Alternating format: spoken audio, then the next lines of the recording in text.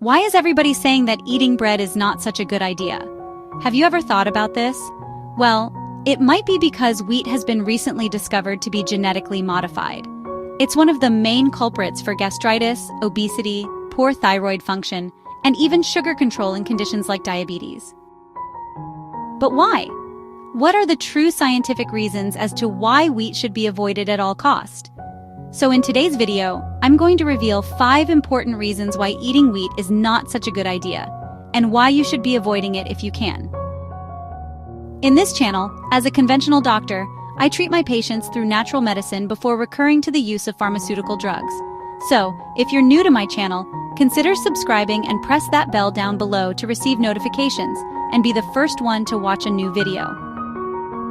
There's no doubt that eating bread and wheat containing products is delicious. We all know this. How many recipes and excellent foods can we make with them? It's impossible to quantify. But why is everybody saying that wheat has become a health concern today? If you remember, wheat and breads were at the bottom of that food pyramid a couple decades ago. The medical and nutritional establishment claimed that we needed close to 7 servings of carbohydrates a day, and this has been proven to be terrible for human health. Just terrible. So, in today's video, I'm going to reveal 5 important reasons why eating wheat is not such a good idea, and why you should be avoiding it if you can. Number 1, wheat contains enormous amounts of gluten. You see, gluten is a protein naturally found in some grains, including wheat, barley, and rye. It acts like a binder, holding food together and adding a stretchy feeling or quality to the mixture. Think of what you know a pizza maker tossing and stretching that ball of dough goes around the same thing. Now that's gluten, and it's basically just glue. Now we've recently seen that gluten is becoming more and more of a problem today. You see, it's thought to glue itself to microscopic fimbriae, sort of like little hairs that we have inside our intestines that are the same ones in charge of absorption of nutrients in our food. It's clear that gluten can increase intestinal permeability in those with celiac disease, for example, and other intestinal conditions. With most people, this shouldn't be a problem, but we are seeing more and more individuals benefit from the removal of wheat from their diets. Very important. That's the key. Now, if you don't really know if breads or pasta or wheat are good for you, the only way you can actually see if this is true is by removing wheat from your diet for at least a month.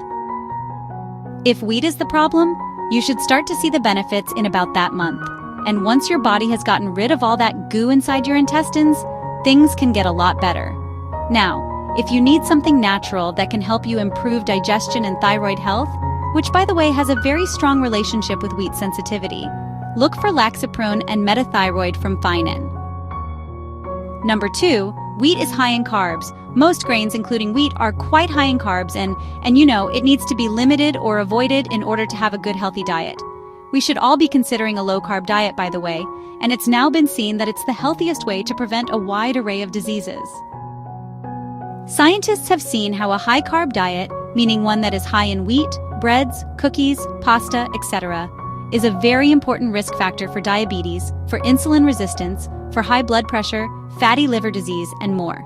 Now, don't forget that wheat also contains other substances that have the power to block your thyroid.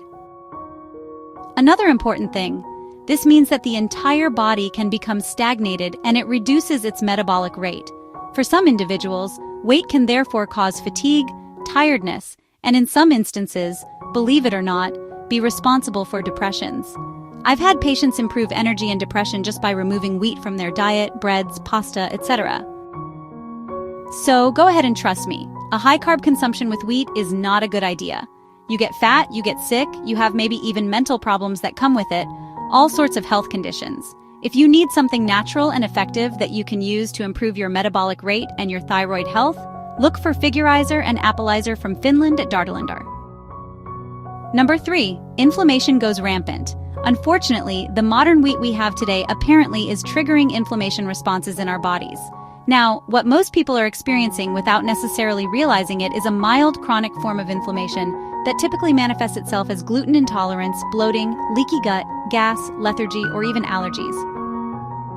And no, I'm not exaggerating, wheat can do all this. Something that is very wrong with wheat today is the fact that it's been genetically modified. Now, I guarantee that if you give it a try, you might feel the difference in a couple of weeks and your body starts to feel more energized. with more life, less sluggish, better digestion, better immunity, and much more. And I'm not kidding. Inflammation is a very, very important factor in the body of health conditions that we are suffering today in mass quantities. Number 4, breads can block your thyroid. I can't think of a worse way to destroy your health and block your thyroid right in your neck.